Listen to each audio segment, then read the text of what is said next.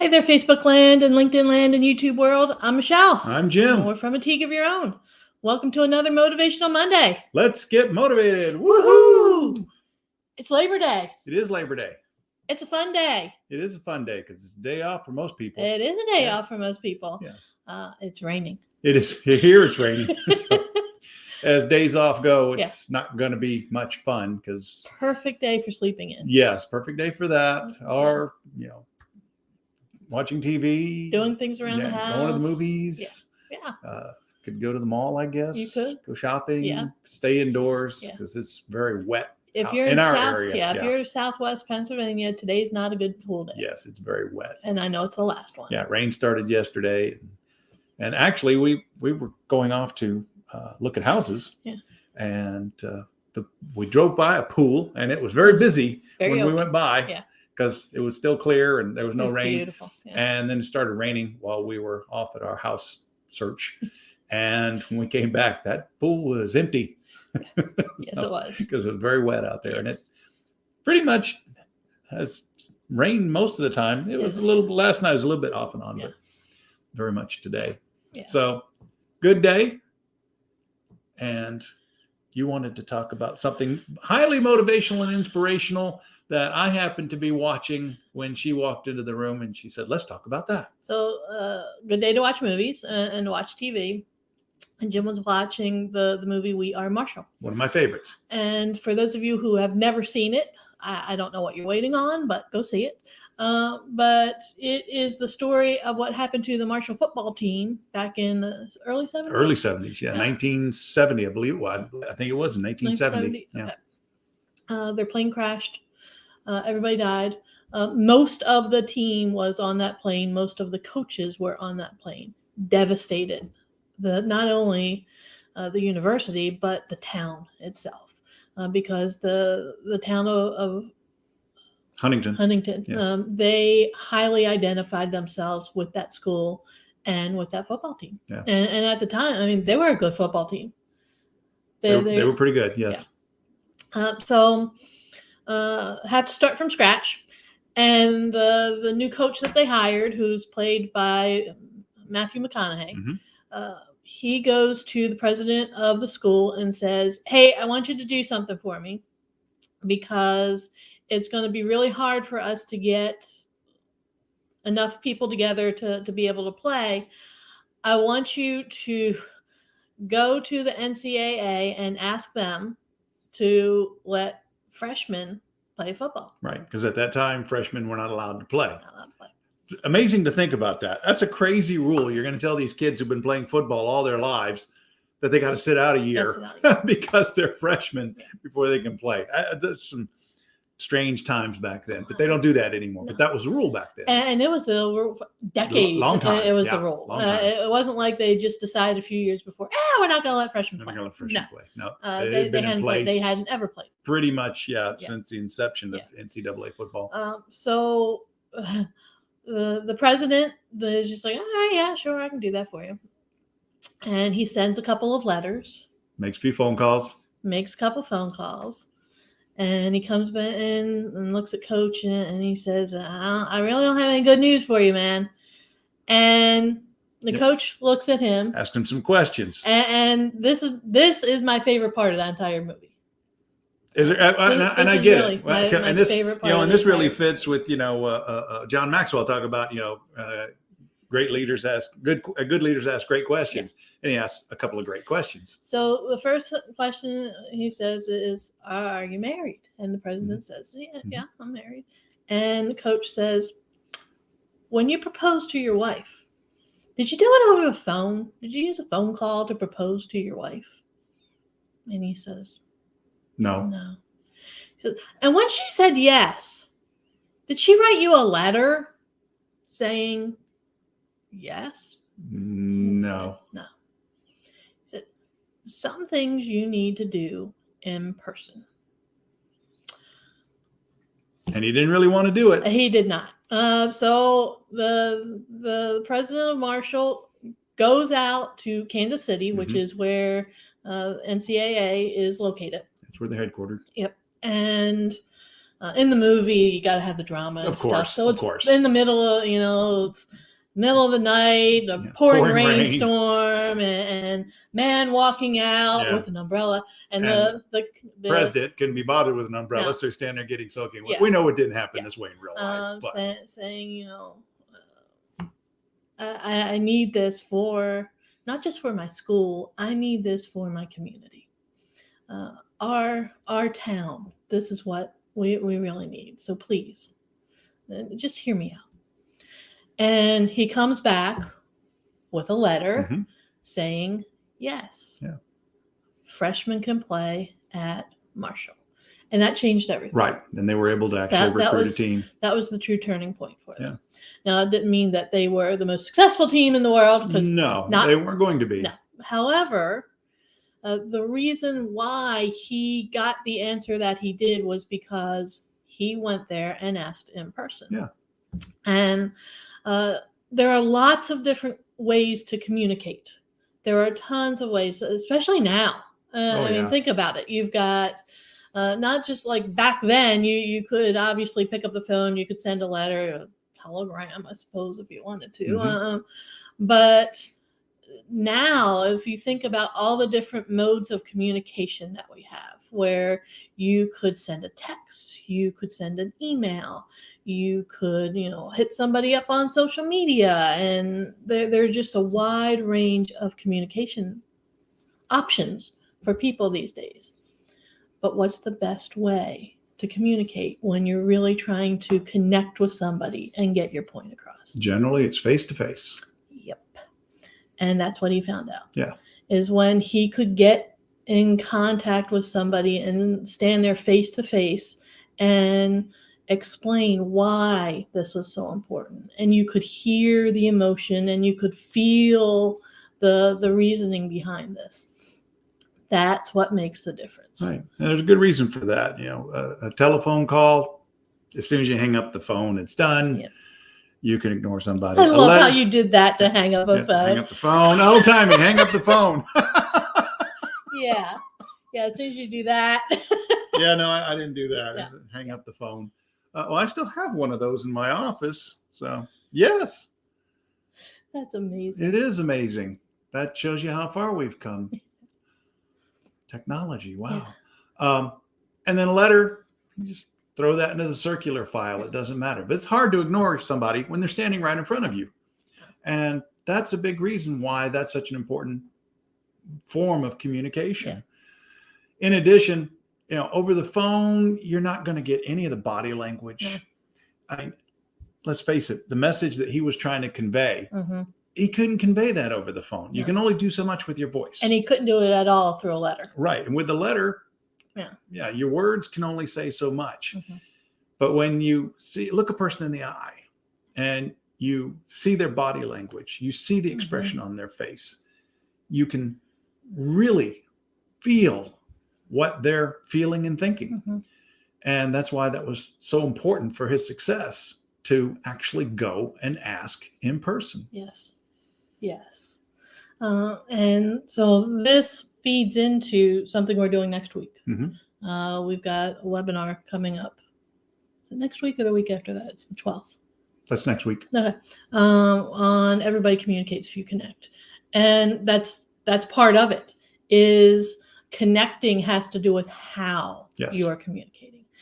Connecting has to do with, are you taking the time to listen? Are you taking the time to pay attention to what the person is actually communicating to you? And it's not just the words. It's not just what they're saying. It's the body language. And there's a lot out there about emotional intelligence. That has a lot to do with this too. It has a tremendous amount to do with it. To be able to empathize with somebody and to truly connect on that level. That's what true connection is about. And that's what happened in the movie. Right. And that's one of the reasons why it's one of my favorite parts of that movie, is because they truly connected and it made a difference. And it made a difference for the team. It made a difference for the town, because they had a football team once again. Exactly right.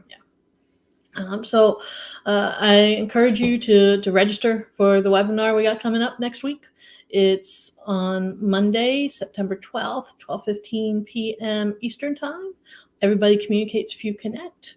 There's plenty of links here on Facebook and LinkedIn where you can click on and register. But that's part of the whole communication process, is being able to choose the right form of communication. And like I said, there are so many different ways. You've experienced, because it's the beginning of the semester, yeah, you have several students reaching out to you. Yes. And it's just a joy because, it's so much fun. Some of them, most of them are very good exchanges. Some are less than positive. Yeah. I do what I can. So are there different methods that students should be using to communicate with you based on what it is that they need? For me, generally the best way, if you talk about the mode, I prefer email. And the reason for that is then they have to really think about what it is they're asking and formulate that in an email. And the reason I do that more than the face-to-face meetings is because quite often through the process of formulating their question, they answer their own question. And that happens many, many times. And to me, that's part of the learning process, especially for, freshmen just coming out of high school. A lot of them have not yet really learned that every time that you have a question that pops into your head, oh, let me go ask whoever. Sometimes they need to learn to seek out those answers themselves. And it's interesting because some of them get it and some of them get it pretty fast. There's others who seem to think that somebody else is supposed to be providing all of the answers. And they don't quite get that they're going to be the people with the answers. But you can't have the answers if you don't go and seek them out yourself. And so for some of them, they don't quite get that whole knowledge acquisition process depends on them being willing to go out and actually seek out those answers and to start engaging in the critical thinking process. So that's always a learning process for a lot of them. And some of them don't like my style. That's the way it is. And that's why I always tell them, you send me an email. And if it's something that really merits us having a discussion, because it's a bigger issue that we really need to talk about, I'll have those meetings. But like I said, quite often, I can't think of the number of times I've had a student who would send me an email with a question, and before I even see the email and can send them back a response, they send me another email and said, oh, nope, I figured it out. And that happens a lot. Sometimes they're smarter than they think. Yes, they are. And it's trying to get them to be more independent in that process. And that's part of that whole learning and communication. Also teaching them how to properly communicate with people. Some of them are less than tactful. Some of them are downright rude sometimes when it comes to their communication, and trying to get them to understand that, particularly in a business context, you just can't do that. And getting them to learn that while they're in college will save them a lot of grief and heartache down the road, because it's awful if they have to learn those lessons in the real world, because there's a much bigger penalty for it in the real world than there is, while you're still in school. Yeah, some of the things that I read her the emails and sometimes she just cracks up. It's hysterical. Yeah. And I trust her judgment on that, because she's a former associate dean. So she is fully aware of these things. And so whenever I tell her about them, I get the perspective of an administrator as opposed to another faculty member, even though she has done that too. So she comes at it from both angles. Yeah. It's interesting. It is interesting. They're fun, aren't they? Oh my gosh. They make you wonder. Yeah. There are people who are just like, I weep for our future. Yes. Some days we do. Yes. Most days we don't, though. So don't get us wrong. It only happens on occasion. Thank goodness. Oh my goodness. But the other part of communication is sometimes you only hear from the squeaky wheels. Yes. That's part of it too. A lot of times the ones that everything is going fine, the good students, you hardly ever hear from them. So when it comes to academia, yes, the communication dynamic is very different. Yes. Than what's going on out there in the working world. Yes. And I don't know how much longer that's going to be the case, because eventually they're moving on to the working world. Yes, and they are. And they're trying to change what's going on. And sometimes change is good. Sometimes change isn't so good. Right. We've got a series of articles about change management coming out next week. Like I said, you have to take a look at the change and figure out for your organization, is this the right thing? Because it isn't always the right thing to do. Sometimes it is. Sometimes you do need to change. And when you're talking about change, you need to make sure you communicate it properly. Yes. And that's why it's so important to make sure you're choosing the right mode of communication, especially when it comes to change, because that's not something that a letter or, a phone call. Yeah. Or an email could. Or a Zoom meeting sometimes. Yeah. Sometimes you've got to be standing in front of the person. Yeah. Sometimes face-to-face is indeed still the best mode of communication. So figure out what your message is, figure out what level you need to communicate that at, and then choose the appropriate way. All right. Short week for some people. Mm-hmm. Like I said, we've got the webinar coming up next Monday, September 12th at 12:15 p.m. It is Everyone Communicates If You Connect. Feel free to register for that. It is a free webinar. If you already have something scheduled, bummer for you. However, if you register, we'll send you the recording. So go ahead and register for that webinar. And then we got the football game tonight. Can I talk about that? Of course you can. All right. Clemson versus Georgia Tech. Go Tigers. That's my alma mater. So I'm very excited about that. We'll see how things go. Yeah. Unfortunately, your school. By 1 point. 1 point last night. That was rough. It was awful. But they played awful. So, yeah. All right. So we will see you next week. If you need to get in contact with us, feel free to go to the website, which is ateagueofyourown.com. Feel free to give us a call or text us, and they can do that at the phone number 412-420-7975. Which, amazingly enough, they can text us at. They can text us there too. Yeah. You can email us at info@ateagueofyourown.com. There we go. Yes, he's getting there. I'm getting all these down. It's great. He is. I'm impressed. You should see him when he's working on his 30-second commercial. It's getting there.